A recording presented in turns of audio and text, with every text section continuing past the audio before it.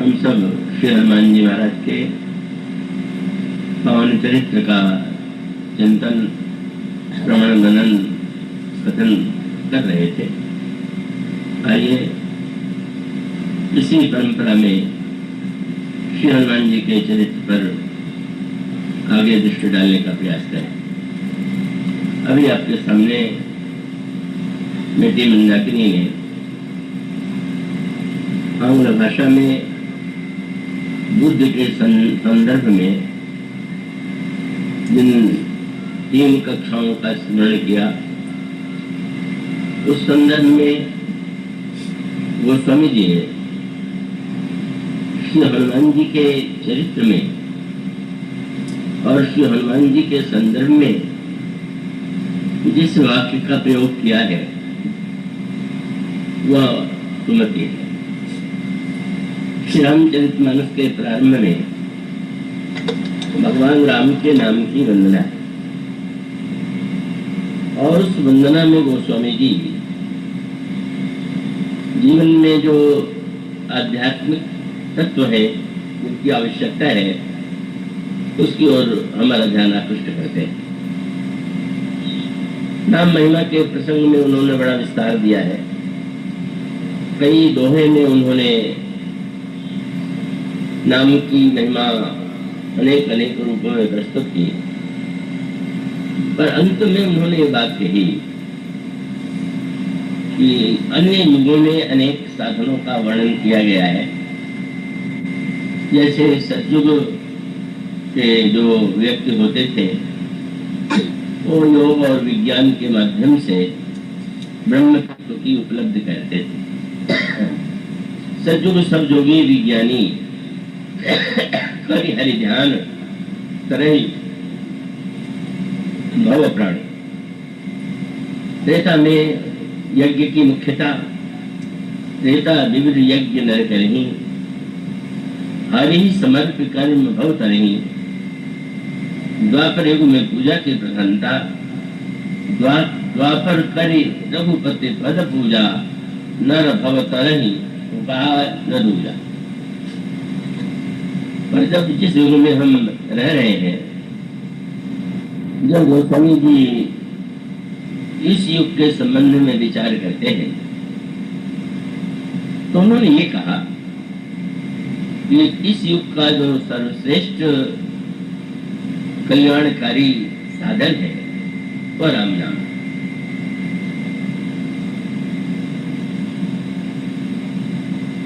इसका तात्पर्य नहीं है कि आप ध्यान या योग की दिशा में अग्रसर न हो, और इसका यह तात्पर्य भी नहीं है कि यज्ञ करना निरर्थक है और पूजा का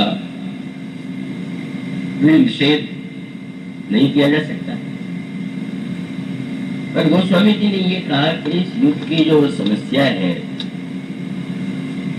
वो समस्या अत्यधिक जटिल है। मैं आशा करता हूँ कि आप पूरी एकाग्रता से इस प्रसंग को सुनेंगे। इसको हम यूँ कह सकते हैं कि एक तो युग का विभाजन जो है वो कालक्रम से, और दूसरे युग का विभाजन देश क्रम से, और तीसरा युग का विभाजन व्यक्ति क्रम से।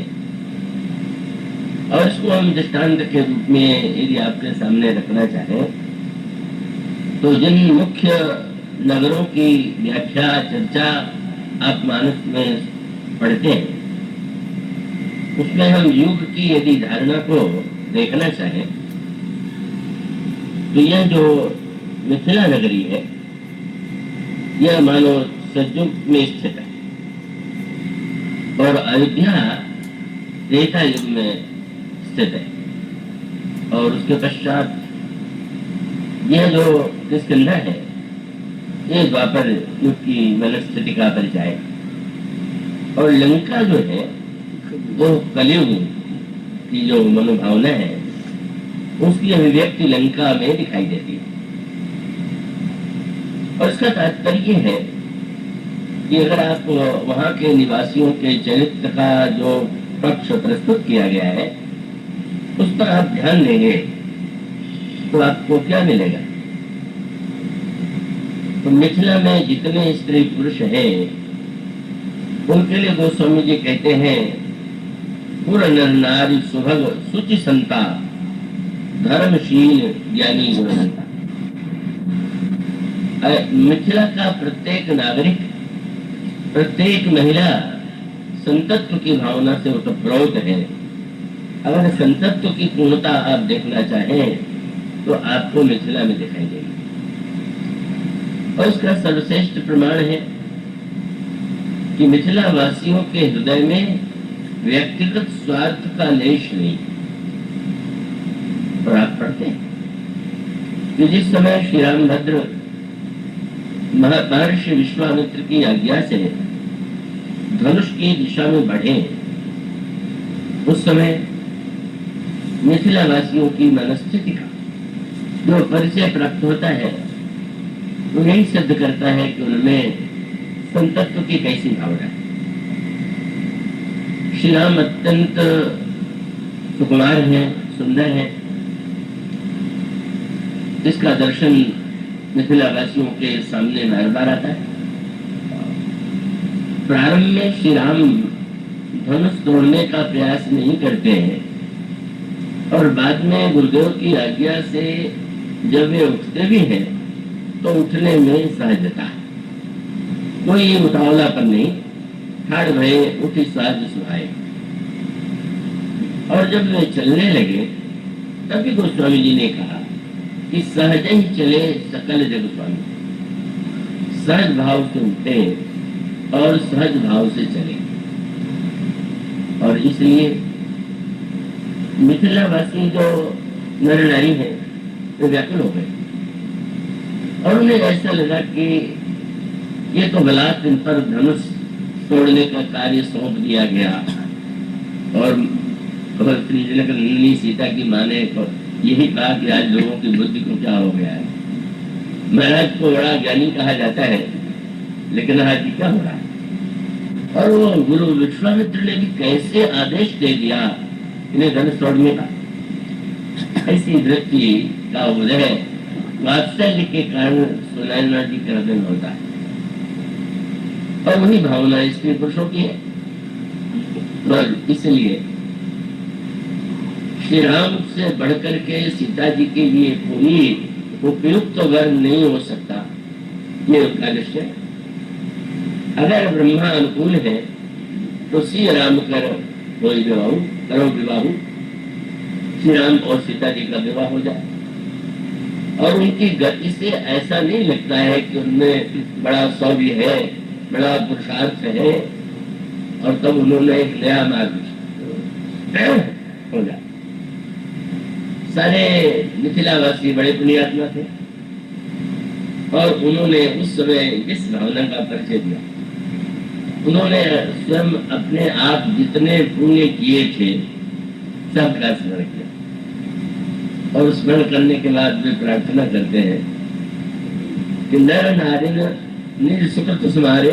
सबने आप कल्पना कीजिए, हम चाहते हैं कि अपने पुण्य का फल हमें प्राप्त हो, हम करें और अधिक प्राप्त हो, पर जिन्होंने अपने जीवन का सारा पुण्य ही इसलिए समर्पित कर दिया कि श्री राम से धनुष टूट जाए और सीता जी और श्री राम का विवाह हो जाए, कैसी उदात्त भावना है, कैसी निष्कामता है, कैसा समर्पण और प्रेम। और इसीलिए वो व्यंग्य विनोद के प्रसंग में जनकपुर की सखियों ने श्री राम को यह स्मरण दिलाया। विवाह की विधि संपन्न हो गई और विवाह के बाद चारों दूल्हा गौबर में ले जाए गए। वहां पर किसी पुरुष का, आचार्य और मुनि का प्रवेश नहीं। श्री राम अत्यंत संकोची स्वभाव के हैं और वो नीचे किए हुए बैठे। और सखियों को लगा कि इनका संकोच कैसे दूर किया जाए।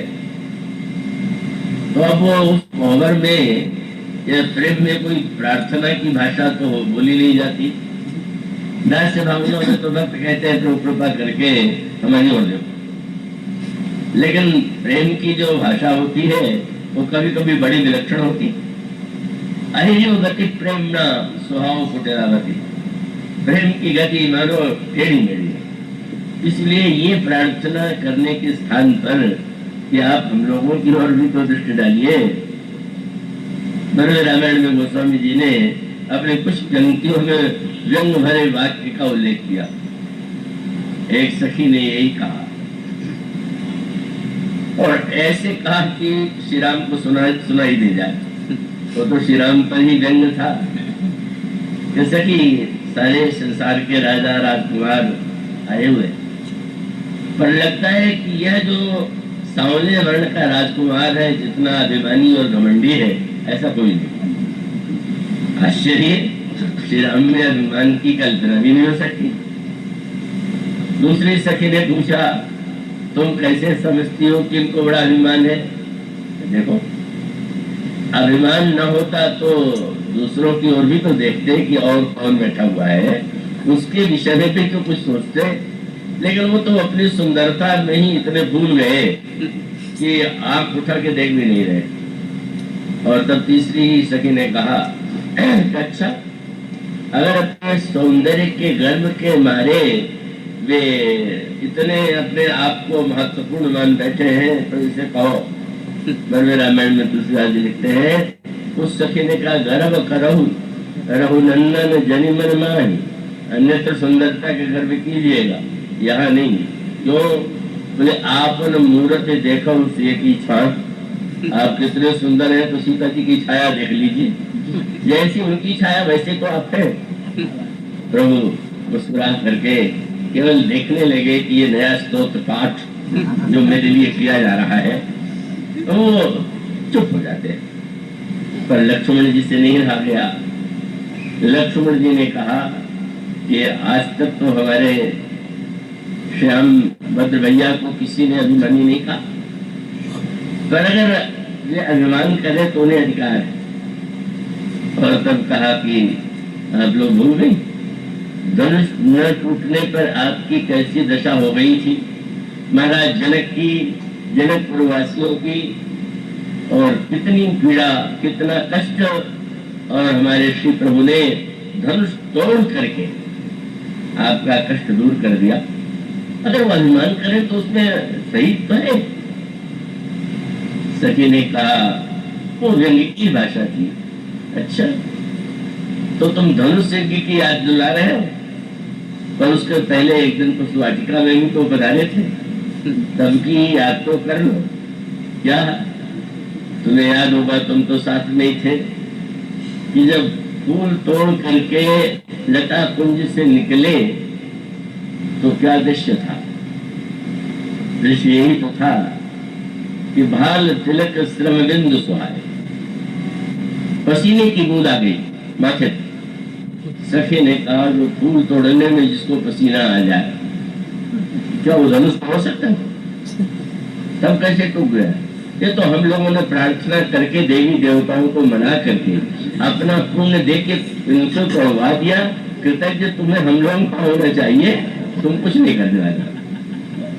मानो उसका अभिप्राय ये है, ये तो एक व्यंग्य प्रेम की भाषा थी, तो मानो वहाँ के व्यक्ति कितने निष्काम है और कितनी उच्च कोट की भावना है कि उन्हें अपने पुण्य का कोई फल चाहिए ही नहीं। वे तो समस्त पुण्य ही अर्पित कर देते हैं जनक नंदिनी सीता और श्री राम के लिए। और महाराज जनक के विषय में जो एक पौराणिक गाथा है, वो भी सिद्ध करती है कि यहाँ पर कैसा महान संतत्व है। महाराज जनक जब ब्रह्मलोक की दिशा में ले जाए जा रहे थे, तो उनको लेने के लिए ब्रह्मलोक के पार्षद आए हुए थे, पर कोई ऐसी घटना कर्म फल की थी कि उनको ले जाने के लिए नरक का रास्ता चुना गया।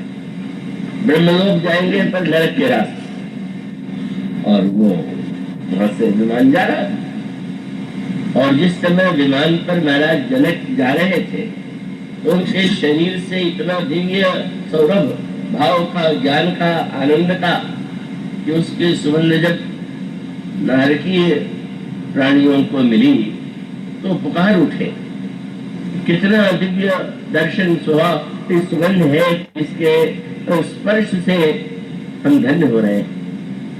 और आप कृपा करके थोड़ा रुक जाए, जिससे आप रहेंगे तो हमारा हृदय शीतल हो।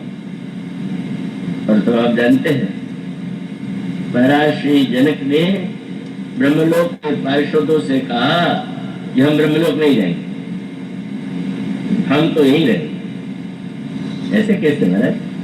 बोले अगर मेरे रहने से इतने व्यक्तियों को सुख और संतोष और प्रसन्नता मिल सकती है तो मुझे कोई ब्रह्मलोक नहीं चाहिए। यह निष्कामता की पराकाष्ठा। लेकिन पार्षदों ने कहा महाराज, अब कठिनाई ये है कि व्यक्ति कर्म का फल भोगता है, और इन्होंने जो कर्म किए हैं उसी का परिणाम ये भोग रहे हैं। ऐसी स्थिति में आप यहाँ कैसे रुकेंगे? तो महाराज श्री जनक ने यही कहा कि ठीक है, हमने जीवन में जितने पुण्य किए हैं सब इन नरक के जो नरक में आ गए हैं सबको दे रहा हूं, और उस पुण्य के प्रभाव से इनको स्वर्ग या अन्य लोकों की प्राप्ति हो। और सचमुच उनके उस पुण्य के परिणाम स्वरूप नरक से मुक्त होकर के जीव विभिन्न लोकों में चले गए। अब ब्रह्मलोक के पार्षदों ने कहा कि महाराज अब आप ब्रह्मलोक को जा रहे, तो कहा कि हमने तो पुण्य दे दिया, तो अब मेरे पास तो पुण्य नहीं है कि मैं कैसे जाऊं। तो कहा कि महाराज आपने जो पुण्य था आपने इन पापियों को दे दिया, पर इतना महान दान देने के बाद इस पुण्य का जो महापुण्य है तो आपको मिलेगा। यह दृष्टांत बताता है कि महाराज जनक और वहां के निवासी कैसी दिव्य संतत्व और निष्कामता और ज्ञान की भावना से भरे हुए। महाराज जनक के लिए कोई अंतर नहीं था, क्योंकि रामायण में लिखा हुआ है व्यक्ति नरक से डरता है, स्वर्ग चाहता है, लेकिन जो सच्चा भक्त है उसकी क्या दशा है? स्वर्ग नरक नरक अपवर्ग समाना, जहाँ तक दीख धरे धर्माना। उसको स्वर्ग में भी अपने प्रभु दिखाई देते हैं, नरक में भी प्रभु दिखाई देते हैं, मोक्ष में भी प्रभु दिखाई देते हैं। तो केवल निरंतर भगवदाकार वृत्ति के कारण उसके जीवन में किसी लोक के भिन्नता का भान नहीं।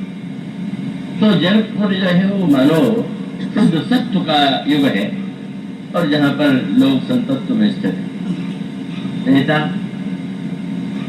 त्रेता भी महान चरित्र का युग है, पर वैसी निष्कामता वहां भी अनेक पात्रों में है, और उसके महानतम स्वरूप तो श्री भरत है। लेकिन इतना होते हुए भी वहां पर कामना का अभाव नहीं। महाराज दशरथ ने जो यज्ञ किया था त्रेता के धर्म के अनुकूल, वो पुत्र काम शुभ यज्ञ करावा एक शुभ कामना से किया गया यज्ञ था। और उस अयोध्या में अनेक सच्चरित्र अधिकांश व्यक्ति है, पर मंथरा भी तो है, जिनकी बात अभी आप सुन रहे थे। मंथरा भी अयोध्या में रहती है, जिस पर कथा का कोई प्रभाव नहीं है और सारे वातावरण का कोई प्रभाव नहीं है। तो मानो त्रेता युग में शुद्ध सत्व के साथ साथ अन्य या किंचित जो दोष हो जाते हैं उसका दर्शन अयोध्या में होता है। और किष्किंधापुरी में ये रघुपति पद पूजा, महाराज सुग्रीव जो है यदि भगवान को प्रसन्न करते हैं तो द्वापर युग की जो मनोवृत्ति है भगवान की शरण में भी है, भगवान को का आश्रय भी है, लेकिन भोगों में डूब करके भूल जाते हैं। पर वहां भी हनुमान जी के द्वारा कथा सुनने के बाद वे अपने उस भक्ति पूजा में सम्मिलित हो जाते हैं। तो मानो द्वापर की जो मिलित मनोवृत्ति है दोष गुण की, उसका दर्शन का इस किष्किंधा नगरी में होता है। पर यह लंका जो है वह तो कईयों कह सकते हैं कि जितने लक्षण हैं कलयुग के का उसका स्वरूप आपको लंका में मिलेगा। अब ये न समझ लीजिएगा कि इतना सोना जहाँ है और इतनी जहाँ समृद्धि है, समृद्धि और सोना भौतिक उन्नति ही किसी समाज और व्यक्ति की सफलता का चरम बिंदु नहीं है। और स्पष्ट रूप से प्रतीत होता है विभिन्न देशों में, और जो देश बड़े समृद्ध हैं तब वहाँ के जीवन में जिस प्रकार की कठिनाइयाँ, समस्याएं, अशांति और अनगिनत समस्याएं वह यह बताती हैं कि समृद्धि केवल बहिरंग उन्नति से ही संबद्ध नहीं। तो लंका में जिस प्रकार से अभिमान है, मात्सर्य है, ईर्षा है, विरोध है, परदोष दर्शन है, वो सारी की सारी वृत्ति जो है कलयुग के लक्षणों का घनीभूत दर्शन लंका के चरित्र, लंका के नागरिकों के चरित्र में दिखाई देता है। और इसीलिए गोस्वामी जी ने कहा कि अन्य युगों में अन्य साधनों के द्वारा कल्याण होता होगा, पर कलयुग में तो एकमात्र राम नाम ही जो है। कल केवल मलमूल मलीना और पाप पयोनिधि जन मन मीना, नाम कामतरु काल कराला, सुमिरत समर सकल जग जाला, राम नाम कले दाता, हित पर लोक लोक प्रतुमाता। इस युग के लिए सबसे बड़ा साधन राम नाम। और प्रभु ने जब हनुमान जी के यात्रा के प्रारंभ में उन्हें नाम की मुद्रिका दी, तो उसका तात्पर्य क्या कि तुम लंका के रूप में कलयुग में जा रहे हो, तो जा रहे हो तो नाम का आश्रय लिए बिना तो कलयुग में व्यक्ति बच नहीं सकता। तो हनुमान जी ने इसीलिए जब प्रभु ने मुद्रिका दिया तो उस मुद्रिका को हनुमान जी ने कहाँ रख लिया। अब मुद्रिका है तो साधारणतया तो भाई वो व्यक्ति उसको अंगुली में पहले रखना है, जेब में रख लेगा, लेकिन हनुमान जी ने प्रभु ने मुद्रिका दिया, उस मुद्रिका को कहाँ रख लिया? उस मुद्रिका को उन्होंने रख लिया अपने मुख में। और बंदरों को थोड़ा हंसी भी आई। प्रभु ने चुनाव भी किया तो ऐसे व्यक्ति का जिसको मुद्री रखने के लिए मुख ही मिला था। और आज भी ऐसे पढ़ने वाले श्रोता मिलते हैं जो मुझसे पूछते हैं कि हनुमान जी ने मुंह में मुद्री ले लिया, और अशोक वाटिका में जब सीता जी के लिए मुद्री उन्होंने गिराई तो मुद्री को पहले धो लिया कि नहीं धो लिया? उनको चिंता हो जाती है तो मुंह में वस्तु रहेगी वो जूठी हो जाएगी। ये हनुमान जी ने धोया हुआ नहीं था। उसका अभिप्राय क्या? ये संसार में अन्य वस्तुओं को ले लीजिए मुंह में तो जूठा, पर राम नाम ले लीजिए तो जूठा भी मीठा हो जाए। का वो जहाँ पर जिह्वा से राम नाम का स्पर्श हुआ, जिह्वा पवित्र हो गई राम नाम में। तो हनुमान जी महाराज जो है क्या, इसीलिए हनुमान जी के चरित्र में जो आपको विभिन्न दिव्यताओं का दर्शन होता है वो आप उस पर दृष्टि डालिए। जब आपके सामने यह बात कही गई कि अंधकार भरी गुफा में कोई बंदर आगे चलने को प्रस्तुत नहीं है, हनुमान जी अंधकार में क्यों चले गए? क्योंकि उनके पास राम नाम का मणिदीप है। और उसके पश्चात जब श्री हनुमान जी लंका की ओर प्रस्थान करते हैं तो उनकी परीक्षा के लिए देवताओं ने सुरसा को भेजा। ये दो प्रकार के विघ्न कभी कभी साधकों के जीवन में आते हैं। एक व्यक्ति वे हैं जो विरोधी है, और दूसरे व्यक्ति वे हैं जो स्नेह करते हैं। तो विरोध करने वाले हमारे शत्रु हैं, यह तो प्रत्येक व्यक्ति समझ लेता है, पर जो हमारे प्रियजन हैं वे भी कभी कभी उनके द्वारा भी ऐसी बाधा उत्पन्न होती है। उस बाधा के मूल में उनका अपनत्व होता है, एक स्नेह होता है। लेकिन साधक के मार्ग में जैसे शत्रुता की वृत्ति बाधक है, इसी प्रकार से स्नेह और उसके द्वारा जो प्रलोभन, जैसा कि हनुमान जी के चरित्र में मिलता है। सबसे पहले हनुमान जी को मैनाक पर्वत ने उठ करके ये निमंत्रण दिया कि आप बड़ी लंबी यात्रा पर जा रहे हैं, आइए विश्रांत तो कर ली। तो मैनाक पर्वत तो हनुमान जी के पिता के मित्र है, और उस समुद्र ने भी यही मैनाक पर्वत से कहा कि तुम तो पवन देवता के मित्र हो और इतनी लंबी यात्रा करने के लिए जा रहे हैं, तुम्हें चाहिए इनका स्वागत करो। और तब मैनाक जल निधि रघुपति दूत विचारी तय मैनाक हो समाज। वह मैनाक पर्वत, पुराण कहते हैं मैनाक पर्वत स्वर्ण पर्वत। हनुमान जी को निमंत्रण दिया मैनाक ने, मैं तुम्हारे पिता का मित्र हूं और मैं चाहता हूं कि तुम विश्राम करो। यह प्रलोभन, प्रलोभन आकृष्ट कर लेता है, ममता आकृष्ट कर लेती है। और श्री हनुमान जी की सजगता क्या है?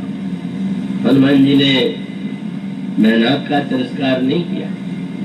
जो अपने हैं, जब कोई स्नेह की बात करें तो झड़कना नहीं चाहिए, ये नहीं दिखावा करना चाहिए कि हम तो इतने ऊंचे त्याग विराग में हैं, तुम क्या हमारे सामने बातें कर रहे हो। अभी तो जब कोई व्यक्ति स्नेह से आपको रोकना चाहे तो आपको भी तो उसका सम्मान रखना चाहिए। और सम्मान का रूप है आप कम से कम शब्द के द्वारा, व्यवहार के द्वारा उसको एक महत्व दें। श्री हनुमान जी ने भी यही किया। मैनाक पर्वत को उन्होंने स्पर्श किया, प्रणाम किया और ये कहा कि आप मेरे पिताजी के मित्र हैं, मेरे लिए वंदनीय है, मैं आपको प्रणाम करता हूँ। पर आप यह जानते हैं कि एक लक्ष्य लेकर के मैं चला हूं और सचमुच यदि विश्राम पाना है तो आप क्या ये सचमुच कह सकते हैं कि मैं यहाँ पर विश्राम पा लूंगा? ये बहुत बड़ा प्रश्न है। पर जो लोग कह रहे हैं वे क्या, उनसे पूछा जाए आप हमें शांति और सुख देना चाहते हैं, आपको मिल गई है कि नहीं? जो आपके पास है वही तो आप देंगे, जो आपके पास है नहीं आप उसको बांट रहे। इसका अर्थ है कि हनुमान जी ने विनम्रता से कहा और वो समझ रहे हनुमान ते वर्षा कर पुण्य कीन प्रणाम। और यही कहा कि राम काज कीन्हे बिना मोहि कहाँ विश्राम। बिना भगवान श्री राम का कार्य किए क्या व्यक्ति को विश्राम मिल सकता है? इसलिए आप मुझे आज्ञा दें। मानो श्री हनुमान जी कितने सजग हैं और उस सजगता में श्री हनुमान जी उस मैनाक के रूप में जो स्वर्ण का प्रलोभन है उसे स्वीकार नहीं करते, ठुकराते नहीं, प्रहार नहीं करते। कई लोग तो अपने त्याग का ढिंढोरा पीटने के लिए कहते हैं, अरे हमने इतना रुपया ठुकरा दिया, ये ठुकरा दिया। ठुकराने का अनुमान नहीं करना चाहिए। आप अगर ठुकराने का अभिमान करें तो विवेक युक्त नहीं। इसीलिए हनुमान जी ने स्वर्ण पर्वत को ठुकराया नहीं, विनम्रता से उनसे यही कहा कि वो मेरे लक्ष्य के लिए यह आवश्यक है कि मैं आगे जाऊं और सच्चा विश्राम करूं। किंतु स्वर्ण पर्वत का प्रलोभन संसार में पार करना कठिन है। अगर 10-20 किलो सोना भी मिल जाए तो व्यक्ति सोचेगा बस अब आनंद करो, आगे कहाँ जाएंगे। और सोने का पहाड़ हनुमान जी ने उसको प्रलोभन, वह प्रलोभन नहीं किया। लेकिन उसके बाद और भी एक बड़ी समस्या जो एक महान लक्ष्य की ओर बढ़ रहे हैं उनके सामने आती है। और वो क्या है? वो समस्या है सुरसा की। सुरसा को भी लंका का अधिपति रावण उसने नहीं भेजा, सुरसा को भी देवताओं ने भेजा। ये दो बाधाएं जो है वो अच्छे लोगों के द्वारा, मैनाक पर्वत की बाधा और सुरसा की बाधा। सुरसा की बाधा सुनने में तो बड़ी अटपटी थी। सुरसा हनुमान जी को खाने की बात कहती, पर उसके पहले उसने ये कहा कि मैं भूखी हूं। और देवताओं ने कहा कि ये जो बंदर जा रहा है बड़ा त्यागी विरागी है, शरीर से इसकी कोई मान्यता नहीं। और मैं देख भी रही तुम देहाभिमान के समुद्र को उतने ऊपर से पार कर रहे हो, तो मैं भूख लूं और तुम्हारा देह में कोई ममत्व तो नहीं है तो मैं खा लूं, तो ये तुम्हारे चरित्र के लिए है। मैं तुम्हें प्रमाण पत्र दूंगी कि तुम सचमुच बड़े त्यागी विरागी। यह सुरसा कौन है? आगे चल करके आया, उसका मुंह फैलता गया। और यह सुरसा क्या है? जो एक महान आदर्श की दिशा में बढ़ते हैं, सुरसा आती है। और यह सुरसा है लोकेशा, कीर्ति की कामना, नाम की इच्छा। जो लोग संग्रह करते हैं वो संग्रह में ममता करते हैं, पर जो त्याग करते हैं वो ममता नहीं तो अभिमान करते हैं। मैंने सब कुछ छोड़ दिया। और गोस्वामी ने कहा, किसी गोस्वामी जी के सामने आया कि ऐसे भी तो महात्मा दिखाई देते हैं कि जिन्होंने सांसारिक कनक कामनी या उनका लोभ छोड़ दिया है। पर गोस्वामी जी ने कहा कि ऐसे लोग भी एक बात नहीं छोड़ पाते, क्या? वो कछु कहाई दे कछु को, यह वासना हृदय चले जाए। सब छोड़ने के बाद भी इच्छा बनी रहती है कि लोग कम से कम ये तो कहे कि बड़े त्यागी, कुछ नहीं ग्रहण करते, कुछ नहीं लेते, उपवास करते हैं। मानो यह कहलाने की इच्छा बड़े बड़े त्यागी और विरागी कहे जाने वालों में भी दिखाई देती। यही सुरसा। और यह सुरसा न जाने कितने लोगों को खा गई। उसका स्वभाव यही, कीर्ति की कामना। आप लोग मनोवैज्ञानिक रूप देखेंगे, हनुमान जी ने सुरसा को मारा नहीं। लंकिनी को उन्होंने मुक्के से क्यों गिराया, सिंहिका को उन्होंने मार दिया, पर आपने सुरसा को मारा नहीं। और इसका तात्विक अर्थ क्या है? ये जो लोकेशणा है इसको मारना नहीं चाहिए, क्योंकि इसमें एक समस्या है। कीर्ति की संकेत क्या है? देवताओं ने भेजा है कर्मा सर्पों के, तो कीर्ति की कामना जो है वो काम तो अच्छे कराती है, पर बाद में दुर्गुणों को भी जन्म दे देती है। और दुर्गुण क्या? आपने कोई अच्छा काम किया, अब अन्य लोग भी तो अच्छा काम कर रहे होंगे नाम कमाने के लिए। अब ये चिंता हो जाती कहीं मुझसे इसका नाम बड़ा न हो जाए, कहीं इसकी कीर्ति अधिक न हो जाए। तो स्वाभाविक है कि दूसरे की कीर्ति को हम कैसे कम सिद्ध करें और हमारा नाम सबसे अधिक हो जाए, ये कामना बहुत कठिन।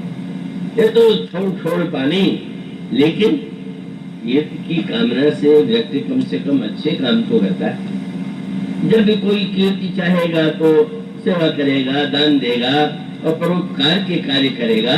इसलिए हनुमान जी का तात्पर्य था कि कीर्ति की कामना में दोष तो है, और कई बार तो कीर्ति की कामना व्यक्ति को खा जाती है। बस दिन रात एक ही चिंता कि हमारा नाम समाचार पत्र में निकला कि नहीं, चित्र निकला कि नहीं, हमारी कोई विशेषता बताई गई कि नहीं।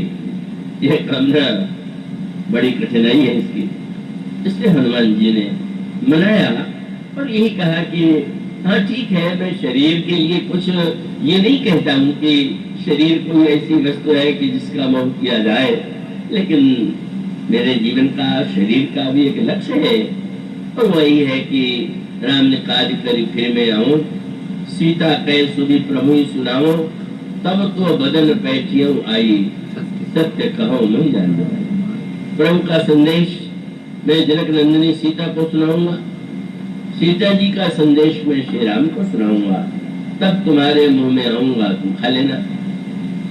सुरसा ने कहा, अच्छा इतनी लंबी योजना, और तुम एक बार वचन दे रहे हो तो आवश्यक थोड़ी है कि तुम कार्य पूरा करने के बाद आ ही जाओ, मैं तो अभी खाऊंगी।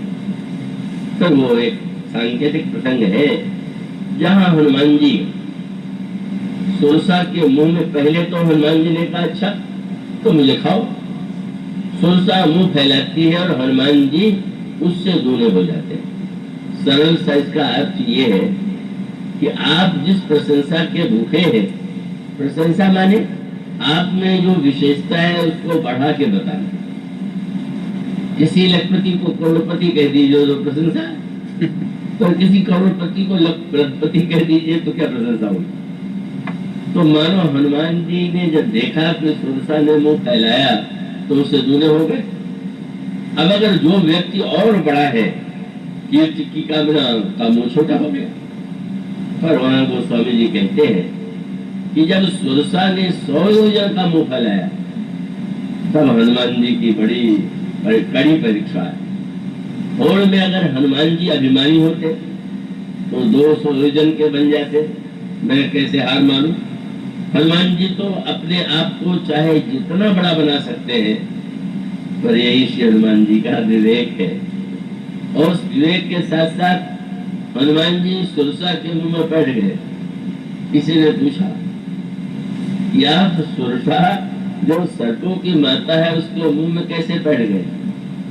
तो उन्होंने स्मरण दिलाया कि एक बार समुद्र में से जब हलाहल निकला तो राम नाम को मुख में धारण करके मैंने विष को पी लिया, और आज भी राम नाम की मुद्रिका थी, तो मैंने सोचा कि आज जरा विष के मुंह में स्वयं बैठ जाऊं। उस समय तो हलाहल को अपने मुख में लिया था, आज जरा मुंह में बैठ के देखें।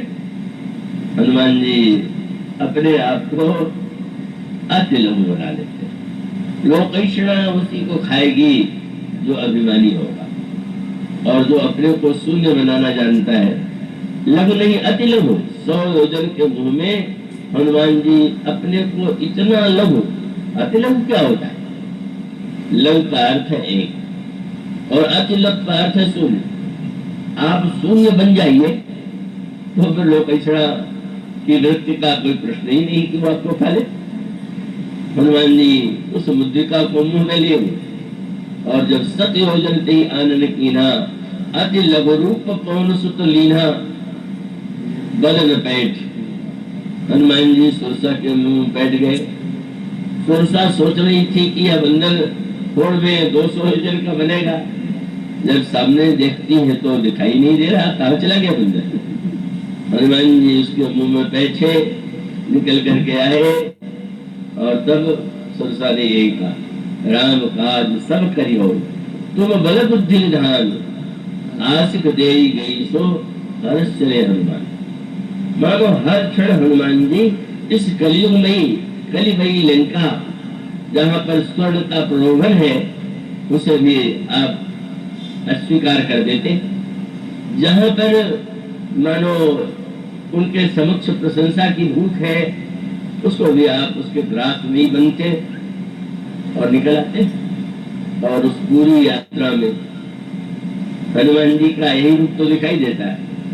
हनुमान जी लंका में बैठते हैं, लंका के घर घर में आप प्रवेश करते हैं, लंका के दृश्यों को अपनी आंखों से देखते हैं।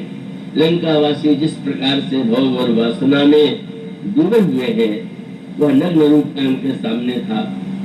पर हनुमान जी की दृष्टि, हनुमान जी के पास तो वह दिव्य राम नाम है, जिस राम नाम के द्वारा समस्त वासनाएं विच्छिन्न हो जाती है, समस्त दोष दूर हो जाते हैं। और हनुमान जी लंका के प्रत्येक घर में बैठते हैं, और वहां जब वे देखते हैं सीता जी कहीं नहीं, मानो कहीं भी जाइए शांति कहीं नहीं। समृद्धि है, सुख है, सामग्री है, पर यही कहते हुए मिलेंगे कि सब कुछ है, पर क्या बतावे शांति नहीं। और फिर उसके बाद हनुमान जी से जो विभीषण का मिलन है, यही संत का मिलन है। अभी आप सत्संग की महिमा की पंक्ति भी सुन रहे थे, तो हनुमान जी को अंत में सहायता किससे मिलती है? सहायता मिली तो सत्संग के द्वारा, और संत से परिचय कैसे हुआ? बस गोस्वामी जी ने कहा कि हनुमान जी तो सोचने लगे, इतनी भयानक नगरी में भला कोई संत कैसे होगा। लेकिन हनुमान जी सोच रहे थे तो राम नाम से सुमरण किया, राम नाम का स्मरण उन्होंने किया। और हनुमान जी, अच्छा, ये तो बहुत अच्छा परिचय हुआ। मेरे मुंह में भी राम नाम, इनके मुंह में भी राम नाम, जिसके मुंह में नाम वही धन्य। और आज कितनी बड़ी कृपा हो गई। और इस तरह से नाम का आश्रय लेते हुए जब हनुमान जी अशोक वाटिका में गए, और वो सारे दृश्य उन्होंने अपनी आंखों से देखे, और देखने के बाद रावण का धमकाना, डराना, फिर चले जाना, फिर त्रिटा के द्वारा स्वप्न सुनाना। अंत में त्रिटा से जब सीता जी ने यही कहा कि तुम अंग ला दो, मैं शरीर का त्याग कर दूं, तो उसने यही कहा कि देवी, रात्रि के समय नहीं, मानो संकेत था, अंधेरे में निराश होना नहीं चाहिए। आप सूर्य वंश की वधू हैं, आपके पिता महानतम ज्ञानमय सूर्य के एक स्वरूप माने जाते हैं। सीता भी चली गई। श्री सीता जी इतनी व्याकुल है कि उस समय हनुमान जी वृक्ष के ऊपर बैठे हुए विचार कर रहे हैं, तरु पल्लव महारहा लुकाई, करे विचार करो का भाई, क्या करूं मैं। लेकिन जिस समय सीता जी इतनी व्याकुल हुई कि उन्होंने अशोक वृक्ष की ओर देखा और उनके मुंह से निकला कि सुनहि विटय विनय मम विटप अशोका, सत्य नाम करु हरु मम शोका। अशोक तुम्हारे नाम का अर्थ है जो शोक को दूर करे, और तुम्हारे नीचे बैठ करके भी अगर मैं शोकातुर हूं तो तुम्हारा नाम झूठा सिद्ध होगा। तो तुम अगर अपने पत्तों के माध्यम से मुझे अग्नि का एक टुकड़ा दे दो तो मेरा दुख दूर हो सकता है। हनुमान जी सोच रहे थे क्या करें, तब आप पढ़ते हैं हनुमान जी ने क्या किया। जो ही माँ अशोक के नाम की व्याख्या और प्रार्थना करने लगी, गोस्वामी जी लिखते हैं, कपि कर हृदय विचार दीन मुद्रिका डारी। तब हनुमान जी को उपाय सूझ गया और उन्होंने मुद्रिका को ऊपर से नीचे डाल दिया। पढ़ के कितना विचित्र लगता है। कोई व्यक्ति आपसे अपनी प्रिय वस्तु भेजे और जिसके लिए आया है आप उसको सीधे आदर पूर्वक दे कि उन्होंने भेजा है, ये तो ठीक, पर आप क्या कुछ फेंक दे ऊपर से, लीजिए उन्होंने आपके लिए भेजा है, आपको कैसा बुरा लगेगा। पर हनुमान जी और सीता जी ने जो अनोखा रहस्यपूर्ण संवाद था, उसका रहस्य क्या था। हनुमान जी ने मुद्रिका को नीचे डाला क्यों, हाथ में क्यों नहीं दिया। हनुमान जी धन्य, हनुमान जी जो है माँ को मानो उलाहना दे रहे थे। माँ किष्किंधा से यात्रा करते हुए इतनी समस्याएं आई, इतने संकट आए, पर नाम राम के प्रभु के नाम के प्रभाव से ही मैं सुरक्षित रहा। पर अब जब मैं देख रहा हूँ कि आपने राम नाम छोड़ करके अशोक का नाम जपना शुरू किया, तो जब आपकी ही राम नाम में आस्था नहीं तो लीजिए मैं भी डाली देता। यह मानो बड़ी चतुराई का प्रयोग और बहुत अच्छा हुआ। मुदरी गिरने नहीं पाई। श्री सीता जी का मुंह तो ऊपर था, देखे अशोक देता है कि नहीं। बस कवि कर हृदय विचार दीन मुद्रिका डारी, तब जन अशोक अंगार दीन हरसी उठी कर गए। गिरने नहीं पाई मुद्रिका, सीता जी ने बीच में मुद्रिका को पकड़ लिया। हनुमान जी ने माँ को मनी मन प्रणाम किया। माँ आज नाम की महिमा गिरने वाली थी, लेकिन अब आपने फिर से संभाल लिया है, तो अब नाम की महिमा संसार में बनी रहेगी। और यह जो संवाद होता है, उस संवाद का मानो रहस्य है कि श्री सीता जी भी राम नाम ही जप कर रही थी बहुत देर तक। श्री सीता जी श्री राम की कथा का ज्ञान उस स्वयं उस कथा की पात्र है। हनुमान जी ने क्या ऐसा कर दिया, नाम की मुद्रिका अगर उन्होंने दे दी और राम की कथा सुनाई, तो जो पहले से उनके पास था वही दिया, तो अंतर क्या पड़ा। और उसका उत्तर यही है कि हनुमान जी साक्षात शंकर के अवतार हैं। विश्वास सम प्रसाद सुलभ थी हुलसी, और विश्वास का अभिप्राय यह है, नाम वही है, कथा वही है, पर विश्वास की कमी जब तक होगी तब तक उसके फल का हम अनुभव नहीं कर सकते। पर हनुमान जी के द्वारा उस नाम की महिमा को जब प्रत्यक्ष प्रस्तुत कर दिया गया, मानो यह भक्त हनुमान जी की परीक्षा ही थी। और तब सचमुच आप देखते हैं का जो निर्मल मत की प्रदात्री सीता है, जिनकी चर्चा अभी की जा रही थी, वो तो एक बड़ा लंबा प्रसंग है।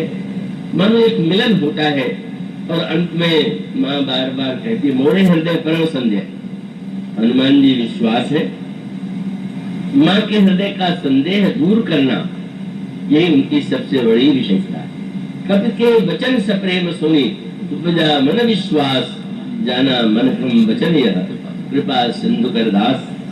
और इसका अभिप्राय है, हमारी साधना के साथ हमारी बुद्धिमत्ता का सर्वश्रेष्ठ सदुपयोग यही है कि हमारी बुद्धि में विश्वास का हो जाए और हम विश्वास पूर्वक भगवान नाम का, भगवत कथा का आश्रय लें। और तब माँ प्रसन्न होकर के श्री हनुमान जी को जो आशीर्वाद देती है, वह मानो कृतकृत्यता का आशीर्वाद है। आज यही विराम रहने दे, इसके बाद की चर्चा कल और परसों आपके सामने होगी। बोलिए सिया